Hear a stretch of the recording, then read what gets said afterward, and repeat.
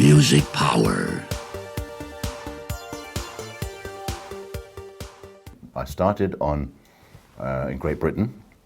They had a thing called hospital radio, which I'm sure you've heard of. Okay, so I started on Hospital Radio Hertford. I remember it very well. The first song I played is Kim Carnes' It's Not the Spotlight. How about that? And then I moved from there to London Hospitals Broadcasting. Now that was a big bloody radio station, broadcasting to about 25 hospitals in the Greater London area. And then I went to UBN. Have you heard of UBN? No. Okay, UBN. That's where, if you wanted a job on radio in Great Britain, you had to either come from UBN or from Radio Luxembourg. So the UBN was doing a training course. Back then it was costing £500. But I thought, okay, that's the only way I'm going to get into this big time. So I did the UBN training course. And then they offered me a job. That was great. So that was good. I enjoyed that, working there. But really, I really wanted to get into kind of mainstream radio, as it were. And there was only 3 radio stations in Great Britain, 3 commercial stations, which I kind of worked for 2 of them at the same time, but not on air. And I thought, okay, where's there a lot of radio stations? So instead of being a small fish in a big pond, become, the other way around. And I went to Toronto, where at the time there were 43 radio stations, and I'd already sent demo tapes out. And one of the radio stations in a place called Mississauga, just outside Toronto, they gave me a job, which was great, because the job of this radio station, okay, was kind of a rock station. And yes, this will suit me down to the ground. In between leaving London and arriving in Toronto, they changed the format to disco. So it was all disco. That was quite fun. That was good fun. I was there for a year. And then I went back to the UK and I thought, The reason I left Toronto was because 2 of Toronto's finest arrived at the door and said, "You're going back to England, you haven't got a work permit."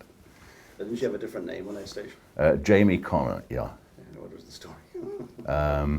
There was already somebody called Kevin on the station. So they said, "You're going to have to change your name," and they don't like the savage part. So I thought, okay, well, I'm staying with the Connor family. They're my cousins. So I'm going to Jamie, which is one of my names anyway, so Jamie Connors. So that was quite nice. And so I went back to the UK, and I was there for about a month back in London, and I got a phone call from Alan Mann, because we had been good mates at UBN. Got a phone call from Alan saying there's these completely mad people have arrived in London and wanted to buy Capital Radio. But of course Capital Radio said, "No, go away." So then they decided they'd basically mirror and copy what Capital Radio in London was doing and bring it here. And with them they brought Michael Bucht, who invented Capital Radio in London. And so he came out as the consultant. He was out for 18 months, 2 years. And so Alan showed me a lot of these photographs, because they'd taken him to Port St John's and he went back to London.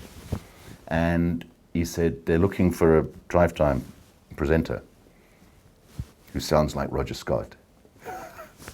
And you're right there, pal, because Roger was my mentor. So I said, okay, fine, put my name down. So I got the job. And having got the job, Michael Bucht then said, "Okay, you've got to audition now." So I went to Capital in London, and I knew everybody there anyway, so I auditioned. As a joke, Stuart Lee, we were using those old B67s, where you can go mono or stereo. So as a joke, Stuart Lee put me on replay. So when I was speaking, it was coming back with a 2-second delay, and I began sounding best. And he would have said, "Very sorry, put it right," but did it on purpose. And so I did this audition, and then I had to go and see Michael Bucht straight afterwards, and he said, "Okay, I'd love to give you the job. In fact, you've got the job. I've just got one question. Why did you change your name?" I said, "I haven't. He said, no, Savage can't be your real name, surely. So I said, no, it is. So he said, okay, fine. You got the job, drive show, it's all yours. So that's great. So that's how I got here. And then, you know, from Capital, it went to 702 for 6 weeks. And then it went to what was then Radio 5 for a year, and then back to Capital.